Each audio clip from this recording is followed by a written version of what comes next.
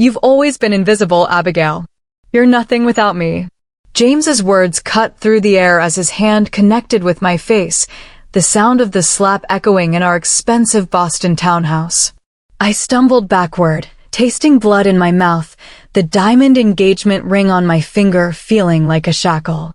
Actually, James, I'm everything without you. My voice was steady as I slipped the ruby ring Nathaniel had given me onto my other hand. And your grandmother Eleanor agrees. She just made me the sole heir to the Mitchell fortune.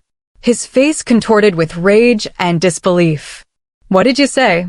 I smiled for the first time in years. You heard me. $2 billion, controlling interest in your family firm, and every property your grandmother owns. It's all mine now. You can't do this. That money belongs to me, he screamed, lunging toward me. But this time, I didn't flinch. This time, I wasn't afraid. No, James. It belongs to someone who deserves it. Someone who isn't you. Hey, beautiful people. Welcome to another powerful story on Pure Revenge Stories. Thank you so much to all my subscribers. You guys are the reason I keep sharing these incredible journeys of triumph. Before we begin today's story, I want to say a quick prayer for all of you. May the path before you be clear of obstacles. May strength find you when you need it most. And may you always recognize your own worth even when others try to diminish it. May you be protected from harm and surrounded by people who truly see you. Now, let's dive into one of the most powerful revenge stories I've ever come across. Every day, he raised his hand. Every day, I stayed silent. The first time James Mitchell slapped me, it was because dinner was cold. I remember standing in our kitchen, the plate shattering on the floor as I stumbled backward. I was 25 then, still believing it was a one-time mistake, that the man I loved would never do it again. By the 10th time, I no longer needed a reason. It was as routine as his morning coffee or his evening scotch. My name is Abigail Foster. At 32, I'd spent 7 years with a man who made me feel worthless, invisible. I was a photographer with genuine talent, but in James's world of Boston elite lawyers, I was just an accessory to be displayed or dismissed according to his mood. I stood in our bathroom, carefully applying concealer to the yellowing bruise on my cheekbone.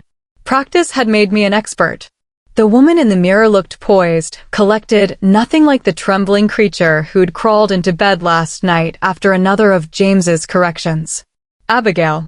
His voice echoed through our Beacon Hill brownstone. We're going to be late. What the hell are you doing up there? Coming. I called, smoothing down my navy gown, purchased from last season's clearance rack, because James controlled our finances with an iron grip. My photography business brought in decent money, but I never saw a penny. All deposits went to an account he managed. He waited at the bottom of the stairs, devastating in his tuxedo. That was the cruelest part. The world saw him as charming, successful, the golden boy of Mitchell and Associates, his father's prestigious law firm. Nobody saw the monster behind the smile. Finally, he muttered, eyes coldly assessing me. That dress looks cheap. Couldn't you have made more of an effort for once? It's Valentino, I lied, knowing he wouldn't know the difference. He grunted, checking his watch. Whatever. Remember the rules tonight. The rules were etched into my soul after years of enforcement. Stay by his side unless dismissed. Speak only when spoken to. No alcohol. No conversations with other men. No mentions of my photography career. The car ride to the Ritz-Carlton was silent. James typed furiously on his phone, probably messaging one of the women he thought I didn't know about. I gazed out the window, mentally composing photographs of the rain-slicked streets, the only creative outlet I had left. The ballroom glittered with chandeliers and Boston's elite. James immediately abandoned me for a group of senior partners, not even bothering to introduce me. I stood awkwardly by a column, clutching my sparkling water, invisible as always. You look like you'd rather be anywhere else. The deep voice startled me. I turned to find myself looking into the most penetrating blue eyes I'd ever seen. The man was tall, with salt and pepper hair and a perfectly tailored tuxedo that spoke of real wealth, not the strained pretension of the Mitchell family. I'm sorry. I stammered, unaccustomed to being addressed directly at these events. I said. He smiled, the corners of his eyes crinkling. You look like you'd rather be anywhere else. I know the feeling. He extended his hand. Nathaniel Harrington. The name struck with recognition. Nathaniel Harrington, founder of Harrington Global, one of the largest private equity firms in the world. His net worth was estimated in the billions. Abigail Foster, I replied, taking his hand hesitantly, already scanning the room for James. This interaction violated at least 3 rules. The photographer, he said, surprising me. I've seen your work at the Atelier Gallery. Your urban landscapes have an emotional resonance that's quite extraordinary. I stared at him, speechless. Nobody in this world, James's world, ever acknowledged my work. You've seen my photographs? I finally managed. I own 2, he said simply. The series on abandoned industrial spaces. They hang in my office. Before I could respond, I felt a familiar hand grip my elbow painfully.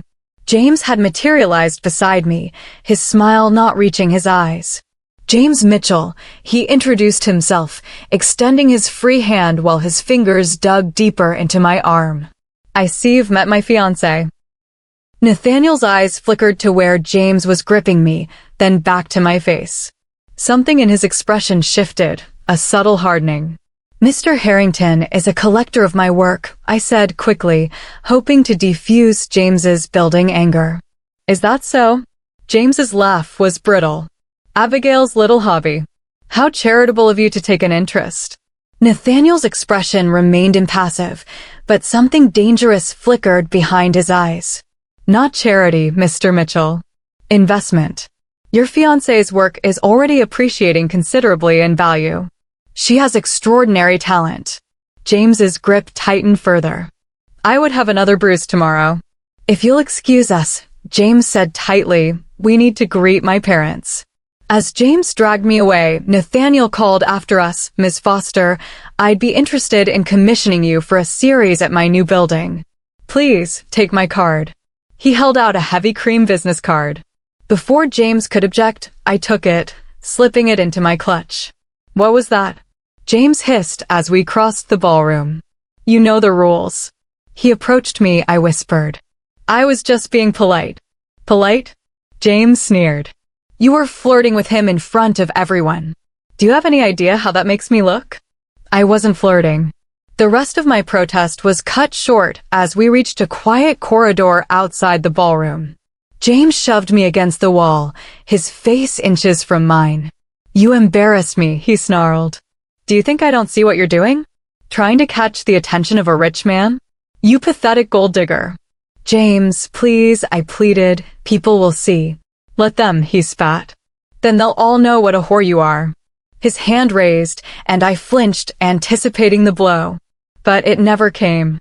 I suggest you lower your hand, Mr. Mitchell. Nathaniel Harrington stood in the corridor, his posture relaxed, but his eyes hard as steel. James released me immediately, his face transforming into the charming mask he showed the world. Mr. Harrington, this is a private matter. Not anymore, Nathaniel interrupted, his voice deadly quiet. Security is on their way. I've already spoken to the event organizer. This is a misunderstanding, James attempted, panic creeping into his voice. Abigail, tell him. There's no misunderstanding, Nathaniel said, stepping closer. I saw enough. And I suspect this isn't the first time. Security arrived, 2 imposing men in suits. The event organizer, a woman I recognized as a longtime friend of Eleanor Mitchell, James's grandmother, approached with concern. Is everything all right? She asked, looking between us. Mr. Mitchell was just leaving, Nathaniel said calmly. He's not feeling well. I'm not going anywhere without my fiancé, James insisted. Actually, I found my voice. Surprising even myself, I'm staying. The look of shock on James's face gave me a small, fierce satisfaction. Abigail, don't be ridiculous, he hissed. We're leaving. Now. Miss Foster has decided to stay, Nathaniel said, his tone leaving no room for argument. I suggest you respect her wishes. The security guards moved closer. James glared at me, his expression promising retribution, before storming away. "Are you all right?" Nathaniel asked once James had gone, his voice gentler. I nodded, though I was trembling. "Thank you. I should call a cab. Let me drive you home," he offered. "Or somewhere else, if you'd prefer not to go home." I hesitated, suddenly terrified. James would be waiting at our apartment, his rage building with every minute. "I don't think I can go home," I admitted, my voice barely audible. Something like understanding crossed Nathaniel's face. "I know a safe place. No strings attached, I promise. Just somewhere you can think about your next steps." That night changed everything. Nathaniel drove me to a luxury hotel owned by his company, arranged a suite under a different name, and gave me his personal number. "Call me if you need anything," he said simply. Anything at all. I spent the night staring at the ceiling, my phone buzzing constantly with James's calls and increasingly threatening texts. "Where are you? Come home now. You're making things worse for yourself. You think Harrington wants you? He's just using you to get to me. I'll find you. You know I always do." By morning, I had made my decision. I would not be going back.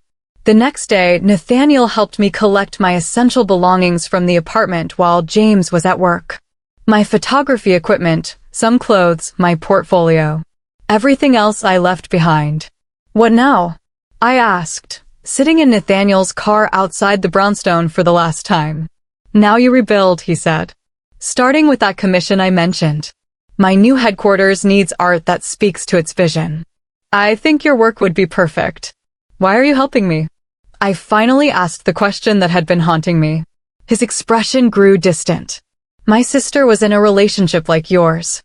She didn't get out in time." The simple statement held volumes of pain. "Besides," he added, his expression lightening, "I meant what I said about your work. I really do want to commission you." Over the next few weeks, something extraordinary happened.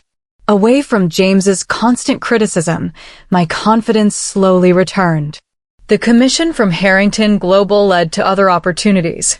My work began appearing in major galleries. Nathaniel introduced me to curators, collectors, and critics who had real appreciation for my art. I rented a small studio apartment with the first payment from Nathaniel's commission, the first space that was truly mine in years. The freedom was intoxicating. I could eat when I wanted, sleep when I wanted, create whenever inspiration struck. No more walking on eggshells, no more bracing for the next explosion. Our professional relationship gradually evolved into friendship. Nathaniel never pressured me, never made me feel I owed him anything. Instead, he simply treated me like I mattered, something I had almost forgotten was possible. "You have a unique perspective," he told me one evening as we reviewed my completed work for his headquarters. "You see beauty in broken things, potential where others see only decay." "Maybe that comes from being broken myself," I said quietly. "You were never broken, Abigail," he replied, his eyes serious. "Damaged, perhaps. Wounded, certainly. But never broken." 3 months after I left James, I received legal papers. He was suing me for theft of photography equipment he claimed he had purchased. It was a lie. I had the receipts to prove it, but the intent was clear. He wanted to drag me back into his orbit, to punish me for leaving.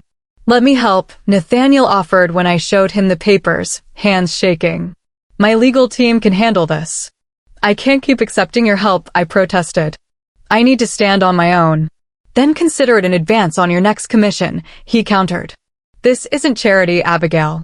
This is me investing in an artist I believe in. Can you imagine finding the strength to leave everything behind? Comment below if you've ever had to start over or if you're inspired by Abigail's courage. With Nathaniel's legal team behind me, James's lawsuit crumbled quickly. But his harassment didn't stop. He showed up at galleries where my work was displayed.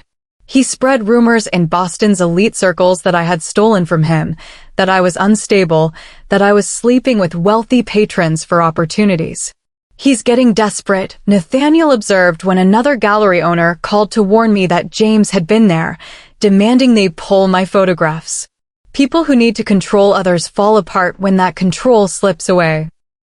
Through it all, Nathaniel remained steadfast. Our relationship deepened, but he never rushed me. He understood I was still healing, still finding myself again after years of systematic destruction. My photography career flourished in ways I'd never dared to dream. A prominent arts magazine featured my industrial landscape series, calling it hauntingly beautiful work that finds dignity in abandonment. 3 of my pieces were acquired by the Museum of Contemporary Art.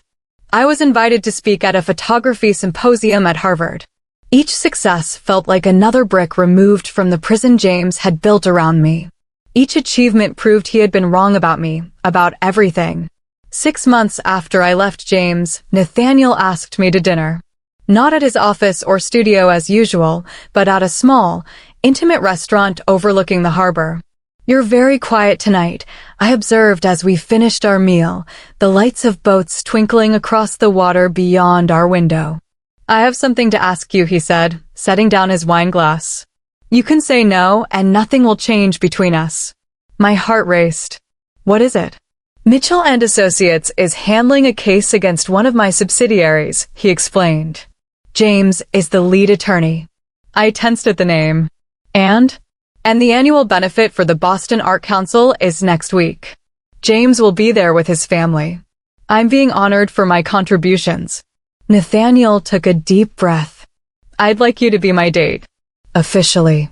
The thought of facing James, his family, and the entire Boston elite terrified me. But something else stirred beneath the fear, determination. "Yes," I said, surprising myself. "I'll go with you." "Are you sure?" Nathaniel asked, searching my face. "We can make our relationship public another way." "I'm sure," I said, more firmly this time. "I'm done hiding." For the next week, I battled waves of anxiety. What if James made a scene? What if the Mitchells tried to humiliate me? What if I froze when confronted with the man who had controlled and terrorized me for so long? The night of the gala arrived too quickly. I stood in my apartment, staring at my reflection. The woman looking back at me was transformed from the one who had cowered in a bathroom applying concealer to bruises. My hair was styled in elegant waves. My makeup accentuated my features rather than hiding damage. And my dress, a gown in deep crimson, custom designed by a rising star Nathaniel had introduced me to, made me feel powerful in a way I'd never experienced. "You look stunning," Nathaniel said when he picked me up, his eyes appreciative but respectful. I searched for the word. "Visible." He smiled. "You've always been visible, Abigail. Now you know it too." As we entered the ballroom of the Boston Museum of Fine Arts, every eye turned to us. The whispers started immediately. Boston's most eligible billionaire and the photographer who had left James Mitchell, the scandal was too delicious to ignore. I saw James across the room, standing with his parents and his grandmother Eleanor, the family matriarch. His face darkened with rage when he saw me on Nathaniel's arm. "Are you all right?" Nathaniel murmured, his hand warm on the small of my back. "Yes," I said, and meant it. "I'm not afraid anymore." We made our way through the crowd, accepting congratulations on Nathaniel's award and comments on my recent gallery showing. With each interaction, I stood taller. This was the world that had once ignored me, treated me as invisible at James's side. Now they knew my name. Eventually, we came face to face with the Mitchells. James's father Richard looked uncomfortable. His mother Nancy's smile was brittle. James himself seemed barely able to contain his fury. Nathaniel, Eleanor Mitchell spoke first, surprising me.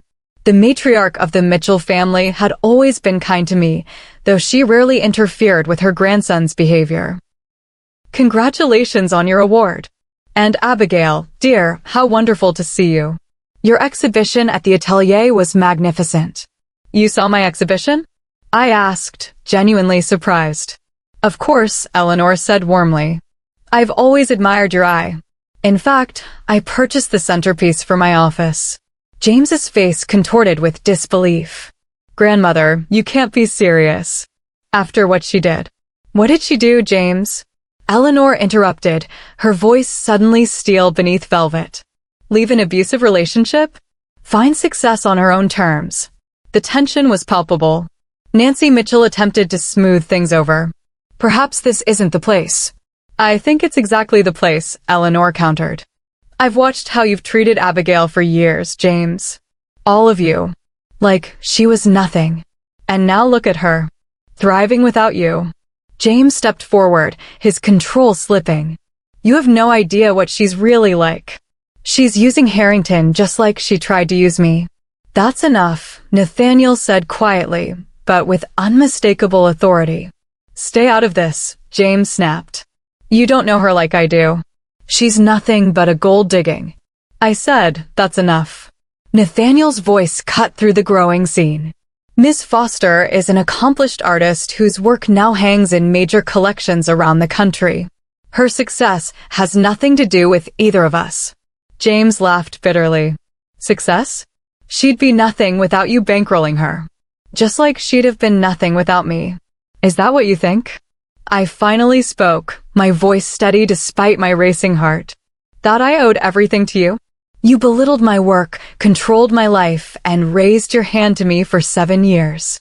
The only thing I owe you is the realization that I deserve better. How dare you, James hissed, stepping closer. After everything I did for you. Step back, Mr. Mitchell, Nathaniel warned. James ignored him, jabbing a finger toward my face. You think you've won? That you can humiliate me and get away with it? I'll destroy every connection you've made. No one will show your work when I'm finished with you. That's where you're wrong, came Eleanor Mitchell's voice, clear and commanding. Abigail's work stands on its own merit. But more importantly, you've just threatened her in front of dozens of witnesses, including the museum board. James looked around, suddenly aware that a small crowd had gathered, watching the confrontation with undisguised interest. This isn't over, he said quietly, his eyes burning with hatred. Actually, it is, Eleanor said. She turned to me with unexpected warmth. Abigail, I owe you an apology. I saw how James treated you and did nothing. That changes tonight. She reached into her evening bag and pulled out an envelope, handing it to James. This is notification that I'm removing you from the firm, effective immediately. The board voted this morning. What? James's face drained of color. You can't do that. I'm a partner. A junior partner who serves at the pleasure of the board, which I chair, Eleanor corrected. Your behavior has become a liability, James. The firm has settled 3 harassment claims against you in the past year alone. And now this public spectacle. Richard Mitchell stepped forward. Mother, be reasonable. I'm being entirely reasonable, Eleanor cut him off. In fact, I'm being merciful. The alternative was to report James's embezzlement from client accounts to the Bar Association. The bombshell silenced everyone. James's face was ashen. You're lying, he whispered. Am I? Eleanor raised an eyebrow. The audit was quite thorough, James. You weren't as clever as you thought. Nancy Mitchell swayed slightly, reaching for her husband's arm. This is a mistake. A misunderstanding. The only mistake, Eleanor said firmly, was allowing this behavior to continue for so long. Abigail, I'm sorry I didn't intervene sooner. The Mitchells retreated in disarray, James shooting me one last venomous look before being led away by his father. Are you all right? Nathaniel asked me quietly, his hand finding mine. I think so, I said, feeling strangely light. I never expected Eleanor to do that.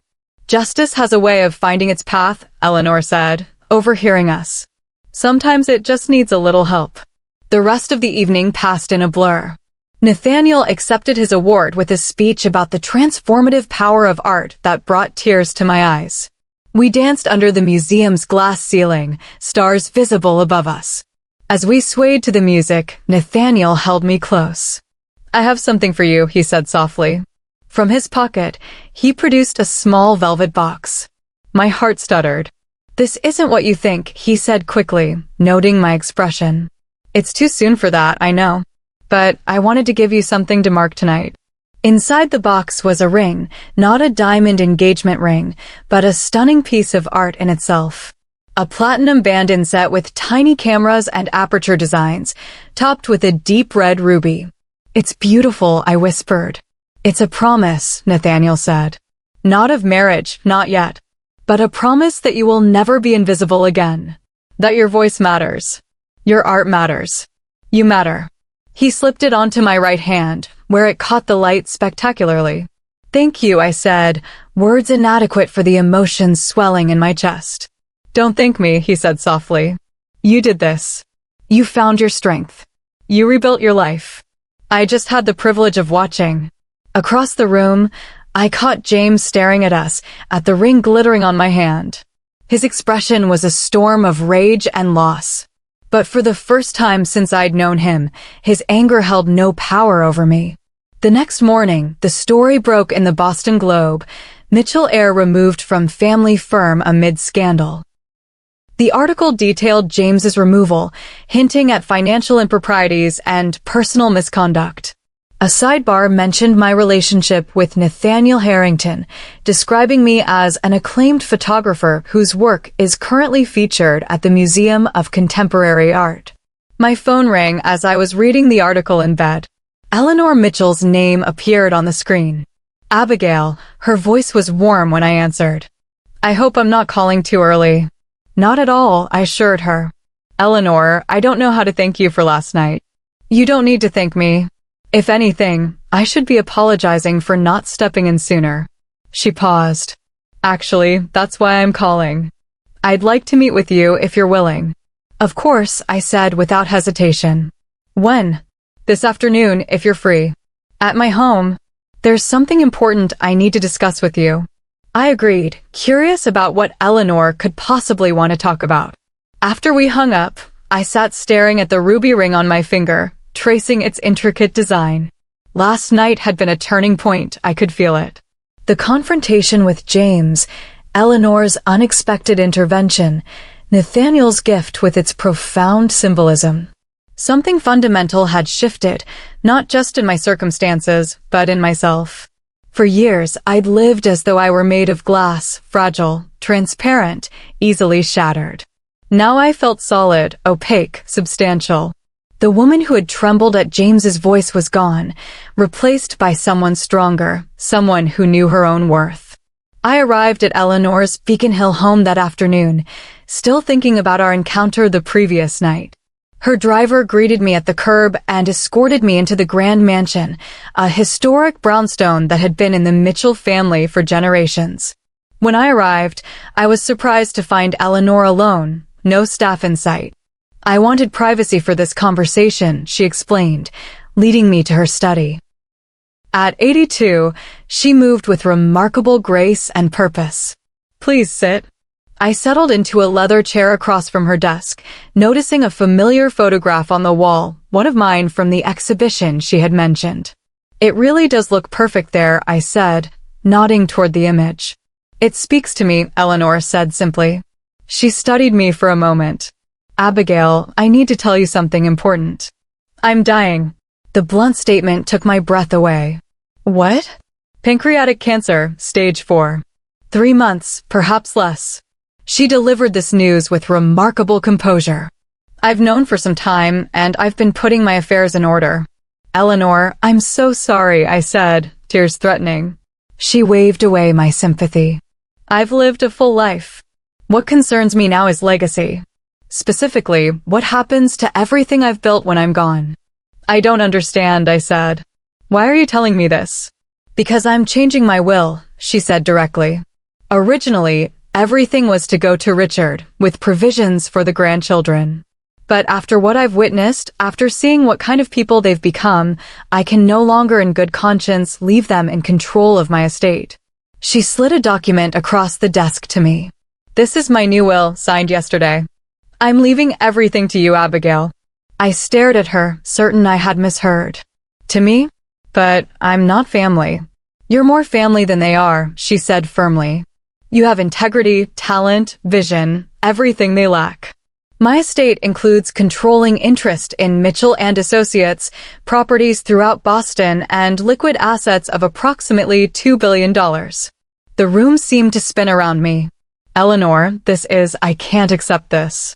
It's too much. The Mitchells will fight it. Let them try, she said with a small, fierce smile. The will is ironclad. My lawyers have prepared for every possible challenge. But why me? I asked, still struggling to comprehend the magnitude of what she was offering. Because I've watched you, she said simply. I've watched how you endured James's cruelty with dignity. How you rebuilt your life from nothing. How you create beauty where others see only darkness. That's the kind of person who should steward what I've built. James will never accept this, I said quietly. James no longer has a choice, Eleanor replied. He's already been removed from the firm. Richard will follow shortly. By the time I'm gone, the Mitchells will have no power left at all. She reached across the desk and took my hand. This is justice, Abigail. For you, and for all the others they've hurt over the years. I don't know what to say, I whispered. Say you'll honor my legacy, she replied. Say you'll use what I've built to continue creating beauty and opportunity for others. I nodded, tears falling freely now. I promise. We talked for hours that afternoon. Eleanor told me about building the firm after her husband died, about her disappointment in how her son Richard had raised James, about her regrets in not intervening sooner when she saw how James treated me. I thought it wasn't my place, she admitted. I told myself it was between the two of you. But abuse is never private, it's a public concern, and I should have acted. As the afternoon light faded, Eleanor showed me photos of herself as a young lawyer in the 1960s, one of the few women in her class. She showed me the first office of what would become Mitchell and Associates, a single room above a bakery. I built something from nothing, she said. Just like you're doing with your photography. That's why I know you'll do right by my legacy. When I left Eleanor's house that evening, my mind was reeling. $2 billion. Control of Mitchell and Associates. Properties throughout Boston. It was incomprehensible. My phone buzzed with a text from Nathaniel. How did it go with Eleanor? I stared at the message, unsure how to even begin explaining what had just happened. Finally, I typed, "Can you meet me? There's something important I need to tell you." We met at a quiet cafe near the harbor. When I told him about Eleanor's decision, he didn't seem surprised. She's always had excellent judgment, he said simply. She sees in you what I saw that first night at the gala, someone exceptional who is being diminished by those who should have cherished her. I don't know if I can handle this responsibility, I confessed. Running a law firm? Managing billions in assets? It's overwhelming. You won't be alone, Nathaniel assured me. Eleanor has an excellent team in place, and you'll have me if you want my help. I looked at him, this man who had changed my life through a chance meeting at a gala. I do want your help, I said softly. But not because I need rescuing. Because I value your wisdom. He smiled. That's exactly why I want to help. Eleanor Mitchell died 6 weeks later, peacefully in her sleep. True to her word, she had dismantled the Mitchell family's power systematically in her final weeks. Richard was forced into retirement. Nancy found herself excluded from the boards and committees that had been her life. The family's financial dependencies on Eleanor's goodwill became painfully apparent as she withdrew support. The reading of the will was exactly the explosion Eleanor had anticipated. James had to be physically restrained by security when the terms were read. Richard threatened endless litigation. Nancy collapsed in theatrical hysterics. "This is a travesty," Richard shouted. My mother was clearly not in her right mind. On the contrary, Eleanor's attorney replied calmly. Mrs. Mitchell underwent extensive mental competency evaluations prior to changing her will. The results are included in your copies, along with her video testimony explaining her decision. "We'll fight this," James hissed at me across the conference table. "You'll never see a penny." Their challenges to the will failed spectacularly. Eleanor had indeed prepared for every contingency, including video testimony about her sound mind and her reasons for disinheriting her family. "I am of sound mind and body," she stated firmly in the recording. "I am leaving my estate to Abigail Foster because she represents the values I have always tried to uphold: integrity, creativity, resilience, and compassion. My son and grandsons have demonstrated none of these qualities. This is not a decision made in haste or anger, but with clear-eyed assessment of character and merit. The Mitchells' legal challenges dragged on for months, but each was dismissed. Meanwhile, I began the overwhelming task of stepping into Eleanor's shoes. With Nathaniel's guidance and Eleanor's trusted advisors, I restructured the firm to prioritize pro bono work for domestic violence survivors. I established a scholarship fund for aspiring photographers from underprivileged backgrounds. I converted one of Eleanor's properties into studio spaces for emerging artists. 6 months after Eleanor's death, James's embezzlement case went to trial. The evidence was damning. He had been siphoning funds from client accounts for years, covering his tracks with increasingly desperate maneuvers. The firm's forensic accountants estimated he had stolen over $2 million. I received an email from him the night before the verdict. "Abigail, I know you hate me, and I deserve it. I've lost everything, my career, my reputation, my future. I'm facing jail time. I can't sleep thinking about the things I said and did to you. Please, I'm begging you. If there's any part of you that ever loved me, help me. The firm was my birthright. At least give me that. James." I read it twice, then drafted my response. "James, the firm was never your birthright. It was a privilege you squandered through dishonesty and cruelty. I don't hate you. I feel nothing for you at all. I will, however, establish a legal defense fund for victims of financial abuse in your name. That's the only legacy you'll have. Abigail." I hit send and blocked his email address. James was convicted on all counts and sentenced to 5 years in prison. Richard and Nancy retreated to a modest condo in Florida, their social standing destroyed. The extended family members who had once treated me with disdain now sent fawning messages I never answered. 1 year after Eleanor's death, I stood in the newly renovated headquarters of Mitchell Foster Global, renamed to reflect my leadership. The walls were lined with photography, not just mine, but works from emerging artists supported by the Eleanor Mitchell Foundation for the Arts, which I had established in her memory. Nathaniel stood beside me at the grand opening, now officially my fiancé. The ring on my left hand complemented the ruby he had given me that night at the museum, the night I had finally become visible. She would be proud, he said, his arm around my waist as we surveyed the gathering of business leaders, artists, and philanthropists. I hope so, I said, still sometimes finding it hard to believe how completely my life had transformed. My phone buzzed with a news alert. I opened it to find James's face staring back at me. "Former Boston attorney denied early release," the headline read. I closed the notification without reading further. James no longer had any power over me, no power over anyone. "Any regrets?" Nathaniel asked, noticing my momentary distraction. I looked around at what I had built from the ashes of my former life. The foundation helping artists escape abusive situations. The firm now run with integrity and purpose. The future stretching before me, bright with possibility. "Not one," I said, and raised my glass to Eleanor's memory. 2 years after Eleanor's death, I stood on the balcony of our Beacon Hill home.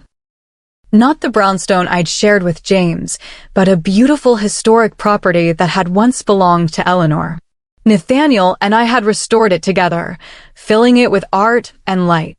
The sun was setting over Boston, painting the sky in shades that reminded me of my photography, deep oranges bleeding into purples, streaks of gold catching on glass buildings. I fingered the wedding band on my left hand, still getting used to its weight after our small ceremony last month. "Penny for your thoughts?" Nathaniel asked, joining me with 2 glasses of champagne. "I was just thinking about how much has changed," I said, accepting the glass. 3 years ago, I was practically a prisoner in my own life. Now you're one of Boston's most influential women," he finished with a smile. The Eleanor Mitchell Foundation just funded its 100th artist residency. Mitchell Foster Global is heading toward its most profitable year ever. And your photography is being featured at the Whitney next month. I smiled, still sometimes finding it hard to reconcile my current reality with my past. It doesn't seem real sometimes. But it is, Nathaniel said, clinking his glass against mine. "You built this, Abigail. You earned it." My phone chimed with an email notification. Normally, I'd ignore it outside of work hours, but the sender's name caught my attention. Correctional Facility Communications Portal. "It's from James," I said, showing Nathaniel the screen. "Are you going to read it?" he asked, his expression concerned. I hesitated. The last communication I'd received from James had been 6 months ago, a rambling letter that vacillated between apologies and thinly veiled accusations.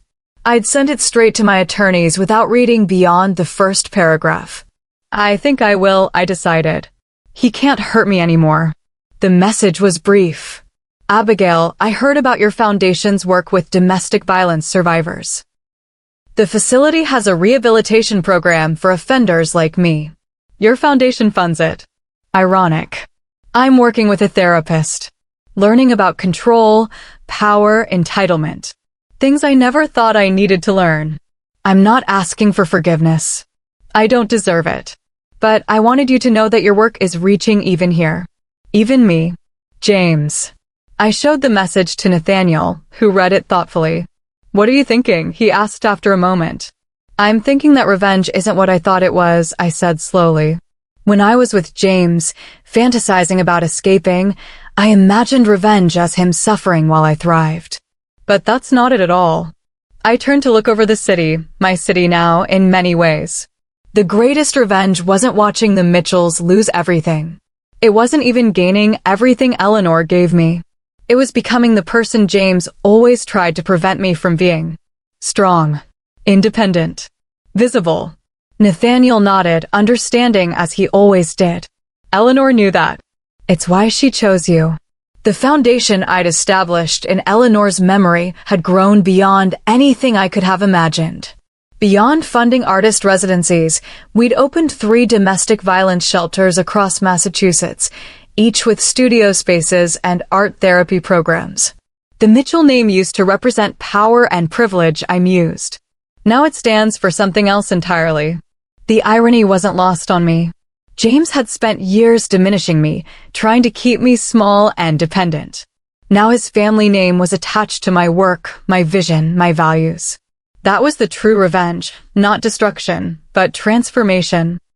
I thought about the Mitchell family now. Richard and Nancy lived in relative obscurity in Florida, their social standing destroyed, their finances devastated by failed legal challenges to Eleanor's will. James would be released from prison next year, facing a future without the wealth, connections, or prestige he'd always taken for granted. I felt no satisfaction in their downfall, only a quiet acknowledgement that actions have consequences. "What will you do about his message?" Nathaniel asked. "Nothing," I decided. His journey is his own now, just as mine is mine. We stood together watching the city lights come alive as darkness fell. I thought about the path that had brought me here, from the frightened woman applying concealer to hide bruises, to the photographer whose work hung in major museums, to the CEO of a global firm and foundation. The phone in my hand buzzed again, not another message from James, but a notification from the Eleanor Mitchell Foundation. Another artist had been accepted into our residency program. Another survivor of domestic violence who would be given the resources and support to rebuild their life through creativity. That was Eleanor's real gift to me, not the money or the properties or the company, but the ability to create something meaningful from my pain. "You know," I said to Nathaniel, when I left James that night at the gala, I thought I was just saving myself. I never imagined I'd be in a position to help save others. "That's who you've always been," he replied. "Someone who finds beauty in broken places. Someone who creates rather than destroys." I thought about the thousands of people whose lives had been touched by the Foundation's work. The artists who'd found their voice. The survivors who'd found their strength. The communities that had been transformed by our initiatives. I thought about the ring Nathaniel had given me that night at the museum, the promise that I would never be invisible again. He had kept that promise, but more importantly, I had kept it to myself. Every day, James had raised his hand. Every day, I had stayed silent. But silence was not my ending, it was merely the pause before I found my voice. The voice that now spoke for others, created beauty, and built a legacy of compassion rather than cruelty. That night, standing on the balcony with my husband, looking out over the city I now helped shape, I realized that the journey from invisible to influential wasn't about revenge at all. It was about justice, about redemption, about taking what was broken and creating something beautiful. It was about becoming everything they said I couldn't be. And that was the greatest revenge of all. This story shows that sometimes the best revenge isn't destruction, it's becoming everything they said you couldn't be. If this resonated with you, please like, share, and subscribe. Tell me in the comments, what was the most powerful moment in Abigail's journey for you?